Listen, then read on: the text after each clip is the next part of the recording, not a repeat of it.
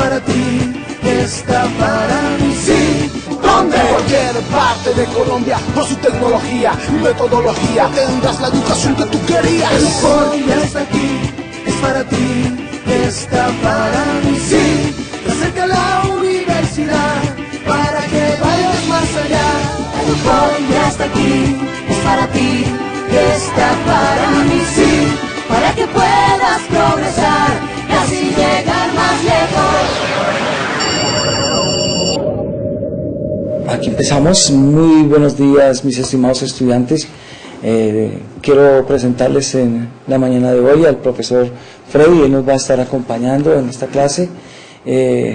Darles un saludo a cada uno de ustedes allá en donde se encuentren y permitirnos involucrar una vez más el tema de ética y educación en su planeación y en sus programas educativos. Profe Freddy, muy buenos días. Profe Pablo, ¿cómo está? ¿Cómo van las cosas? Queridos estudiantes, tengan ustedes muy buen día. ¿Cómo van las cosas, mi profe? Pues, profe Freddy, muy bien, gracias a Dios. Agradecido por su compañía en este día y quisiéramos ya dar inicio a una clase más del tema de ética y educación. La clase pasada tuvimos la oportunidad de trabajar la ética y democracia.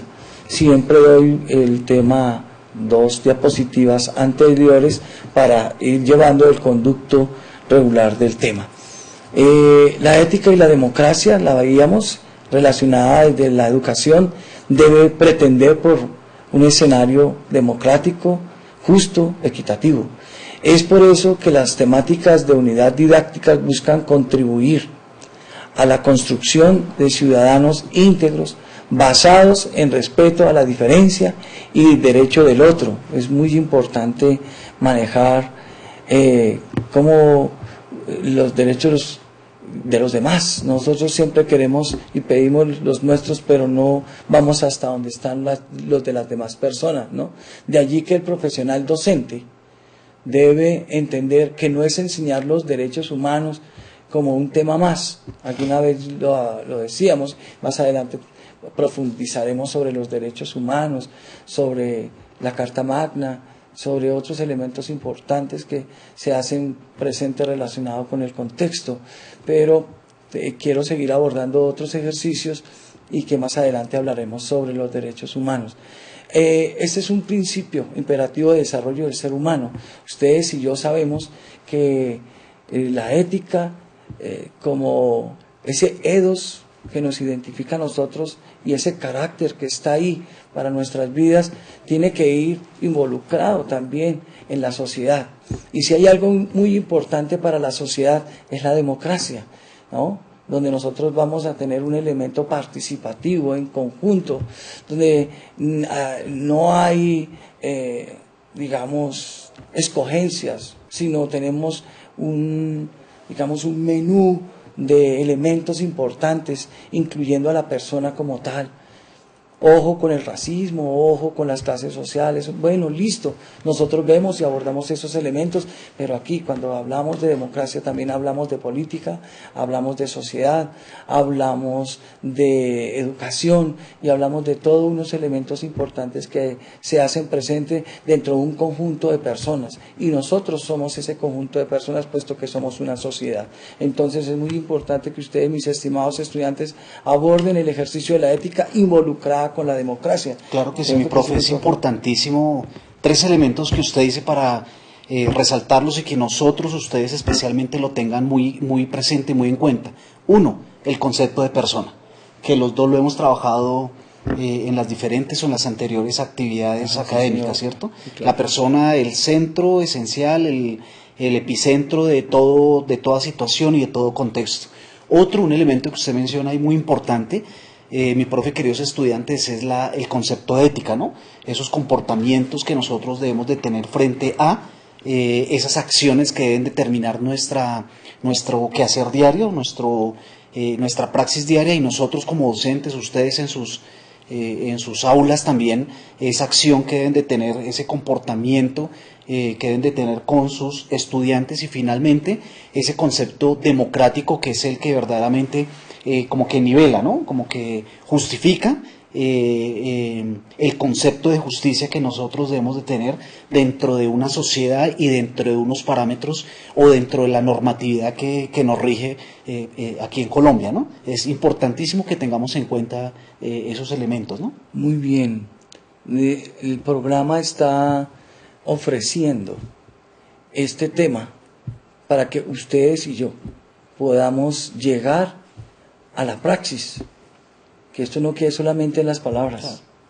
Esto lo lleva el viento. Estas diapositivas se pueden borrar y hasta luego. Profe, lo decía Marshall Berman, ¿no? Sí, señor. No sé si les aconsejamos ese texto de Marshall Berman: todos los sólidos se desvanecen en el aire. ¿Sí? Entonces, él menciona, hace todo un recorrido de la historia, especialmente la época medieval y la parte moderna, en donde plantea que finalmente todo lo sólido, lo que es muy abstracto, lo que es muy irracional, lo que se lo lleva el viento. ¿Sí? Sí, y esto, como usted decía, se lo lleva el viento, ¿cierto? Si uno no está en la jugada, claro, mis estimados estudiantes, esto queda solamente en la teoría, y más adelante vamos a hablar relacionado con eso. Friday dice, él maneja este contexto, ya lo leímos en la ocasión anterior. Luchó por una educación que nos enseña a pensar y no por una educación que nos enseñe a obedecer. Este autor, nuestro estimado Pablo Tocayo, por cierto, él nos menciona que la educación es un ejercicio tan importante, que nos enseña a pensar. Pero hay que tener también en cuenta que hay una educación que nos enseña a obedecer. El aula de clase es el alma mater. La universidad misma es el alma mater. Todo lo que compone una universidad es un alma mater. No el alma, la alma mater. Son dos cosas totalmente diferentes. Y es muy importante tener presente que hay que darle vida a esas enseñanzas que nosotros recibimos en el aula de clase. Obedecer a esas enseñanzas, a esas directrices que se dan, a ese currículo que se manifiesta. Por eso Paulo Freire nos menciona, y lo digo y lo repito, ¿no? Lucho por una educación que nos enseña a pensar y no por una educación que nos enseña a obedecer. Mas, sin embargo, tenemos que hacer dos elementos importantes, ¿no? El de estar recibiendo, pero también el de pensar para después dar y entregar. Concepto de democracia. Aquí queremos arrancar nosotros con este ejercicio tan importante y valioso, ¿no? La democracia es una forma de gobierno, estado donde el poder es ejercido por el pueblo, mediante mecanismos legislativos, legítimos, de participación en la toma de decisiones políticas. Sí, claro, se legislan cosas también, se manejan normativas, claro, pero también es muy importante tener presente que la democracia es un todo para todos, es poder que no solamente uno tenga la voz, sino que todos también tengan la voz en ese concepto, en esa idea, en esa pregunta, en esa premisa, pero también en esa participación. Es muy importante eso, ¿no? Porque nos llamamos democráticos y queremos hacer lo que nosotros queremos, ¿no? Y no tenemos en cuenta la opinión del otro, o no tenemos la opinión de, no sé, incluso si hablamos de las clases, porque esto está afectando también a las clases bajas, medias, altas. Se está volviendo toda una locura, porque pretendemos que los de arriba sean los que solamente tengan la voz, o que los del medio tengan la voz de los de abajo, cuando desde los de abajo, los del medio y los de arriba debemos tener una participación común. Y cuando digo de participación común, debe ser también en la equidad, es decir, en la igualdad. Claro. Tiene que haber igualdad y equidad. Claro, mire mi profe que Kant, uno de los grandes representantes de la Ilustración, plantea algo muy interesante, donde dice que se debe tener en cuenta el punto de vista mío, se debe tener en cuenta el punto de vista de la otra persona, pero se tiene que tener en cuenta el punto de vista de la sociedad. Entonces ahí es donde de pronto Kant entendió el concepto de lo que es la democracia. Es la participación que debemos de tener todos y cada uno en diferentes momentos o en diferentes espacios. Ajá. Exactamente, los diferentes espacios. Mi punto de vista es diferente al suyo. Ajá. Y viceversa. Sí, sí. Pero la idea es llegar a un común acuerdo. Ajá. Y eso Habermas lo determinaba muy puntualmente como el consenso, ¿cierto? El acuerdo que debe haber entre las voluntades para que se desarrolle adecuadamente un Estado o una comunidad. Y es muy importante que nosotros podamos tener en cuenta este tipo de conceptos porque la filosofía también nos enseña política, ¿no? Además de que la misma palabra política es el arte de gobernar desde Roma, más sin embargo hoy no lo ponemos en práctica desafortunadamente, pero si hablamos de democracia a nivel político, también hay que manejar ese tipo de escenario. Y tener mi profe, queridos estudiantes, miren, tener la capacidad yo de poder escuchar a la otra persona, ¿cierto? De decir, oye, le doy la participación a usted, ¿sí? Porque uno tiene necesariamente que escuchar a la otra persona para tomar una decisión entre juntos, que es algo importante. No solamente yo, ¿cierto? Sino yo con el otro y el otro conmigo. Es una relación entre las dos situaciones de vida para que la comunidad sea la mejor beneficiada.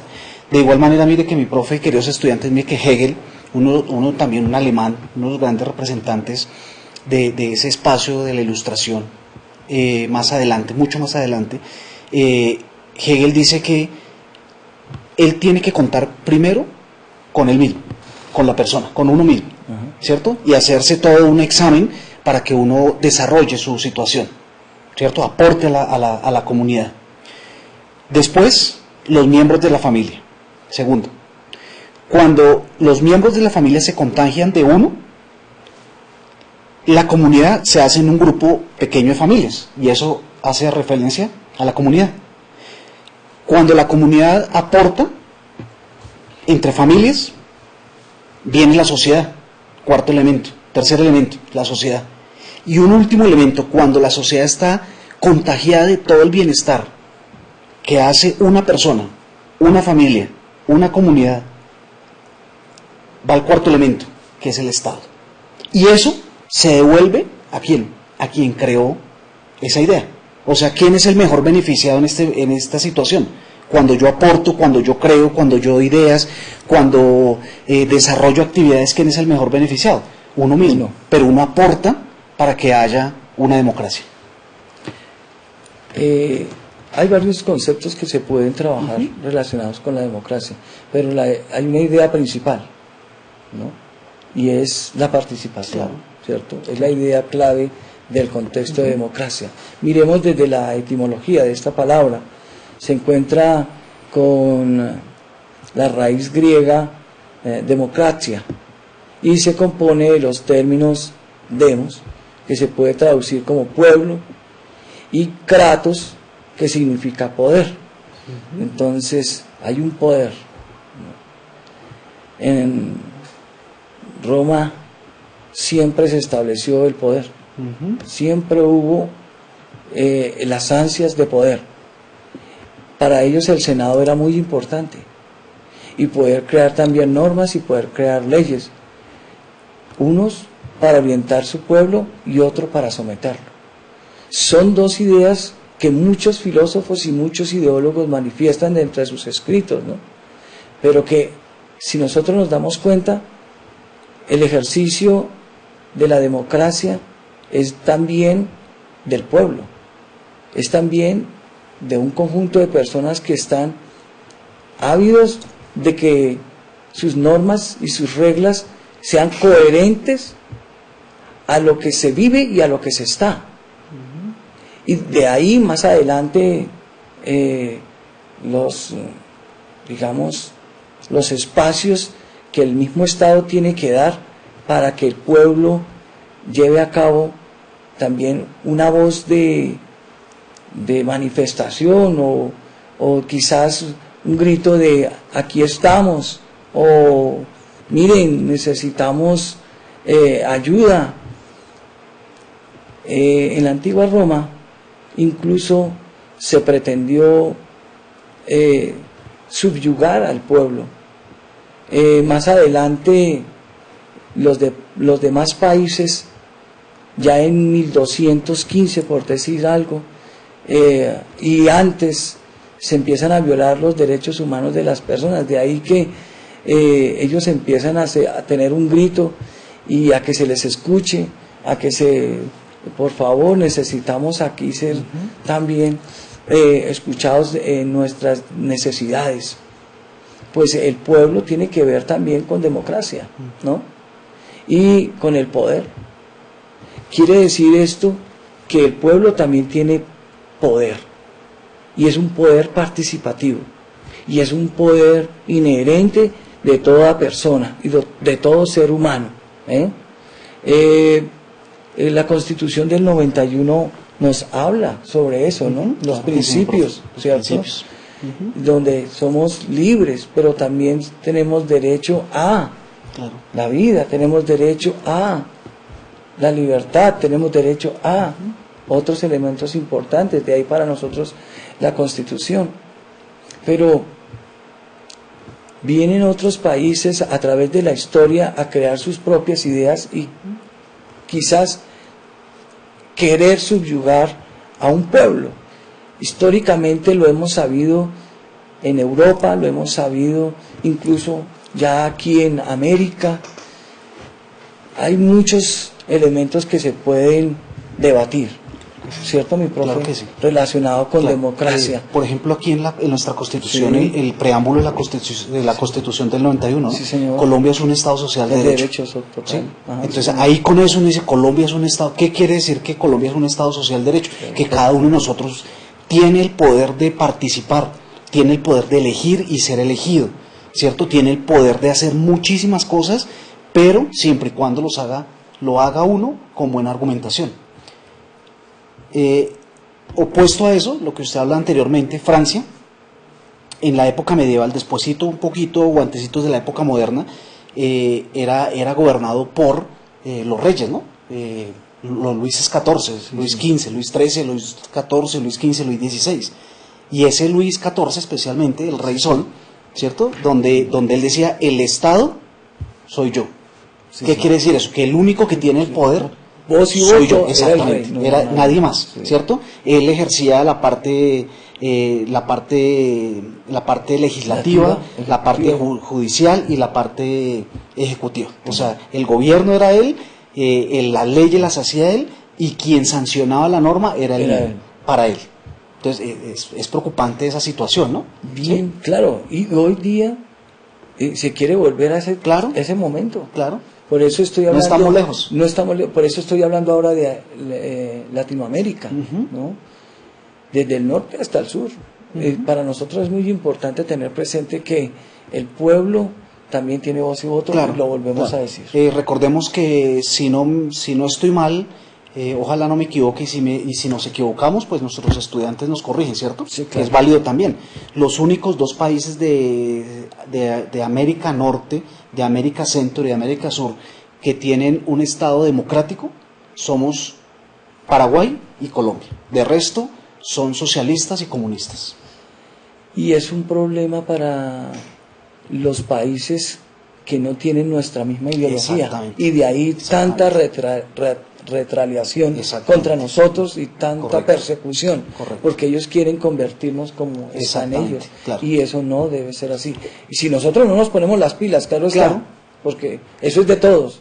Esta clase es para todos. Claro, lógico. Desde el docente, ustedes van a ser docentes, ustedes también tienen que hacer, digamos, democracia. Claro, y mire mi profe, que queridos estudiantes, que uno de los grandes representantes de nuestra ideología colombiana, de nuestra permanencia en el poder democrático, fue el doctor Jorge Eliezer Gaitán. precisamente cuando él asesinaron el 9 de abril del 48 a la 1:05 de la tarde aquí en el centro de Bogotá, él ya había sido alcalde de Bogotá, él ya había sido ministro de Educación, o sea, tenía un bagaje para ser ya presidente de la República. Y en varias ocasiones había compartido con Fidel Castro. Y Fidel Castro, pues socialista, comunista, lo había invitado a que Colombia fuera un país socialista, comunista. Y el doctor Jorge Eliezer Gaitán le decía, no, Colombia no puede ser un país socialista, un país comunista, tiene que seguir el rumbo de la democracia, de la participación del pueblo, porque el pueblo es el que tiene el poder. Seguramente, algunos análisis que se han hecho dicen que quien tuvo que ver con la muerte del doctor Jorge Eliezer Gaitán precisamente fue Fidel Castro. Y acuérdese que en esos 2 días había una asamblea, ¿cierto? Él estuvo aquí en Bogotá, estaba en ese momento aquí en Bogotá, y le dijo a la secretaria... Y hay fotos incluso. Claro, hay fotos, exactamente. Hay fotos. Le dijo, a la 1:05 tengo una cita importantísima con alguien. Y había algo panamericano aquí en Bogotá. Era una reunión de los líderes de los países panamericanos, presidentes, ¿cierto? Y estaba Fidel Castro. Esa es una historia bien interesante. Claro, bien interesante. Y que tenemos que tener presente. Exactamente. Porque la historia también es vida. Y si nosotros no estamos también con la historia, pues se acaba se acaba el universo, se acaba todo, ¿cierto? O estamos condenados a repetirla. Condenados a repetirla, dice también, ¿no? Sí. Hablemos de sufragio universal. Miren, el mecanismo fundamental de participación de la ciudadana es el sufragio universal, que consiste en el derecho a voto de toda la población adulta de un Estado, independientemente de su procedencia, raza, sexo, creencias o condición social, ¿no? Entonces, yo pude haber colocado otra cosa, ¿no? Quise colocar la palabra sufragio universal. Más adelante veremos un poquito sobre los mecanismos de participación. Pero esto me parece importante, profe, porque cuando nosotros hablamos de un Estado social de derecho, cuando estamos hablando de la Constitución política, también necesitamos hablar de que tenemos un derecho y que tenemos derechos, ¿cierto? Y a todo tipo de población. También dice población adulta de un Estado, pero también todos tenemos que ver con la sociedad, ¿no? Desde los pequeños hasta los más grandes, independientemente de procedencias, razas y credos, que además eso también es constitucional, ¿no? Somos libres, también hay libertad de cultos, bueno, en fin, más sin embargo, el sufragio universal nos conlleva a nosotros a pensar que todo docente, donde quiera que se encuentre, en cualquier lugar del mundo, tiene también derechos, y no solamente al voto. Ahora lo quiero involucrar con la pedagogía y también con la educación, porque esto es ética y educación. Por lo tanto, ustedes en sus actividades, cuando tengan la oportunidad de realizar con sus estudiantes, ¿no?, las actividades de sufragio, porque eso se realiza en los colegios, ¿verdad? Donde se escogen los representantes, y se hace como una especie de historia también, en la que en la realidad se basa en darle a entender y a conocer a nuestros estudiantes que somos libres, pero que también tenemos unos elementos y unas herramientas importantes para nuestra democracia. Y entre esas herramientas importantes para nuestra democracia está el voto. Incluso el máximo representante de los ciudadanos en una democracia es quien ejerce el poder ejecutivo, es decir, el presidente del gobierno. No obstante, otros cargos ejecutivos de rango regional o local, los mismos cargos legislativos son también atribuidos democráticamente. Esto quiere decir, este contexto simplemente quiere decirnos a nosotros que para elegir a nuestros representantes necesitamos, y allá abajito está, el voto, ¿verdad?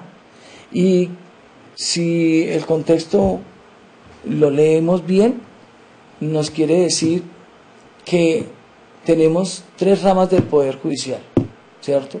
Ejecutivo, legislativo y judicial, pero además tiene que velarse porque en toda instancia se dé en democracia y en libertad, ¿no? Quisiera que pudiéramos mirar también, unido a esto, los mecanismos de participación de una forma muy rápida, más sin embargo, esto es lo que ustedes tienen que trabajar con sus estudiantes. Hacer el ejercicio de qué entienden ellos por cada uno de estos mecanismos. Por lo general difiere en que es el presidente el que también pide que haya un llamado a la población civil para que estén de acuerdo con lo que él piensa y si es bueno esa norma o esa ley para que se lleve a cabo y así sucesivamente. Otros son el pueblo llamando al presidente para que se dé y se constituya una norma o una ley. Entonces, de ahí la importancia de que se manifieste este ejercicio. Dice la Constitución Política de Colombia en su artículo 103, establece los mecanismos de participación ciudadana, el voto, el plebiscito, el referéndum, la consulta popular, la iniciativa legislativa, la revocatoria de mandato, el cabildo abierto. Todos estos elementos son muy importantes, incluso para las etnias, incluso para los pueblos indígenas, ¿cierto que sí?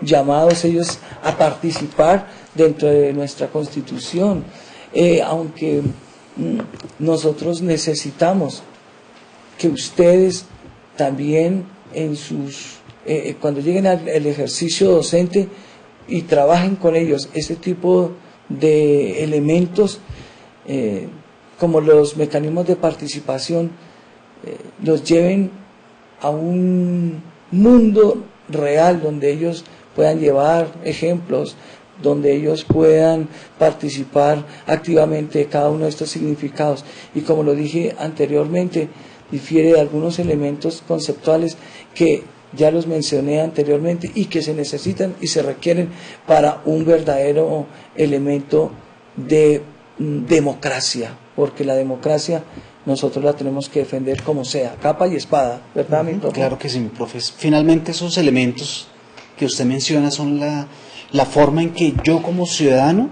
me expreso. Manifiesto una situación, una inconformidad, una conformidad.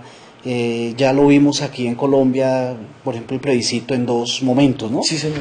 Aquí ahorita el plebiscito que hubo hace unos años, ¿cierto? Que el sí y el no, ¿cierto? Entonces ahí fue un plebiscito, ¿cierto? Donde el gobierno tenía la garantía casi, mejor dicho, asegurada de que iba a decir sí, ¿cierto? A la paz, y resultó que no.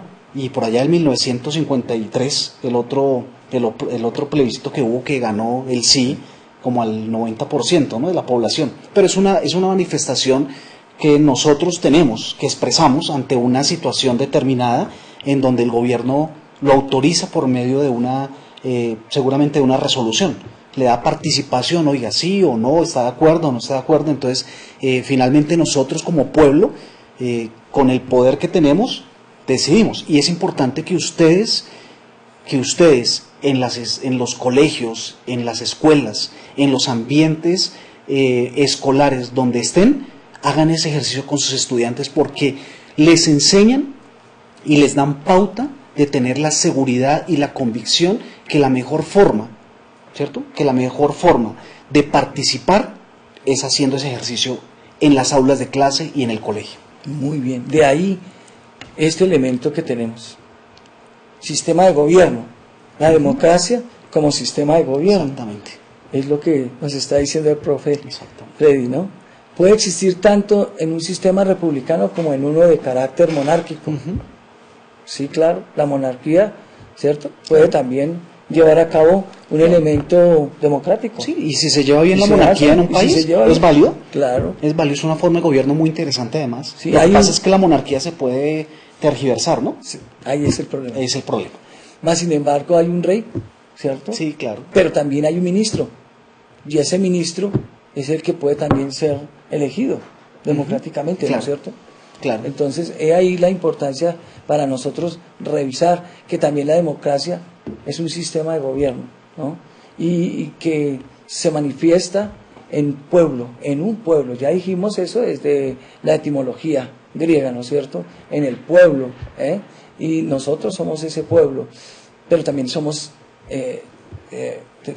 hacemos parte de un Estado. Eso también es muy importante, Claro, ¿no? muy importante. Y como Estado hay un sistema de gobierno y que tenemos las tres ramas del poder judicial, ¿no? Y que se tienen que ir manejando en cada una de ellas, ¿no? Una para hacer las normas, otras para ejecutarlas, otras para participarlas, y si no lo hacemos entonces estamos graves relacionados con la misma democracia y con un sistema de gobierno. Y ¿ok? profe, que esas ramas del poder público no las creó Colombia, ¿no? Porque a veces creemos que Colombia, algún representante, algún doctrinante o alguna doctrina inventó las ramas del poder público para descentralizar el poder. Eso viene de Europa, ¿no? Especialmente de las figuras inglesas, John Locke, ¿cierto? Y el barón de Montesquieu con Juan Jacobo Rousseau, ¿cierto? Ellos fueron los que crearon las tres ramas del poder público y que han hecho eco hoy por ejemplo, en Colombia, ¿cierto? O en los Claro países que sí. latinoamericanos y demás. Entonces eso es importante que lo tengamos en cuenta para que les digamos a nuestros estudiantes, esos chiquitines que están en formación, que Sí, es sí, muy importante bien. que ellos sepan Muy ese bien. aspecto. Profe, muchas gracias por ese aporte. Eso es muy importante tenerlo presente, ¿no? Eso no se crearon porque sí o viene, claro, no. exactamente. Tiene un horizonte además, pero también tienen una historia. Claro. Muy bien. Y si queremos leer un poquito más de eso, vayamos al aspecto de la Revolución Francesa, que prácticamente ahí es donde se desarrollan las ramas del poder público, ¿no? Un poquito antes, pero ahí ese es el como el quiebre de las tres ramas del poder Donde público. podemos utilizarlo como referencia bibliográfica. Exactamente. Muy bien. Hay unas características de democracia, así como tenemos unos elementos que ya hemos abordado, también tenemos las características. Su principal característica está relacionada con los derechos humanos, ¿no? Lo hablaremos en la próxima clase, lo abordaremos. Más sin embargo, les voy adelantando un poquito sobre el contexto. El rey Juan de Inglaterra tuvo que ver con los derechos humanos porque el mismo pueblo se revolucionó y estaba él violando violando las normas que se habían colocado en ese entonces, estaba violando las costumbres de ese mismo pueblo, y el mismo pueblo, digamos, las mismas personas que están a su alrededor, incluyendo el pueblo, se dieron a la tarea de realizar una carta importante, que es la Carta Magna, ¿no? Y de ahí se suscitan muchos elementos importantes para que en un contexto mundial se empiecen a realizar y se pongan en práctica de alguna manera. Claro, Colombia es uno de los que más se violan los derechos humanos, claro. No hay nada que hacer, pero no solamente aquí, en muchos lugares del mundo, Claro. incluso en la misma casa. Claro, y además, mi profe, los derechos humanos están contemplados dentro de la Constitución Política Total, de Colombia del sí, 91. señor. Muy Si bien. nosotros miramos a partir del artículo 46 constitucional hasta el artículo 93 están contemplados los derechos humanos, sociales, políticos y o económicos, Perfecto. ¿cierto? Y los derechos que no es obligatorio hacerlo en una Constitución. Mientras que los derechos fundamentales sí son de obligatoriedad en todas las constituciones contempladas en los diferentes países o en los países que tienen constitución, ¿no? Porque hay varios países que no tienen constitución. Pero el profe Freddy ya me le está adelantando ¿Ah, sí? sobre el tema para bueno, la próxima, pero eso, muy bien, muchas gracias, profe, porque está dando ya píldoras claves para el ejercicio sobre los derechos humanos. Okay. Muchas gracias, profe.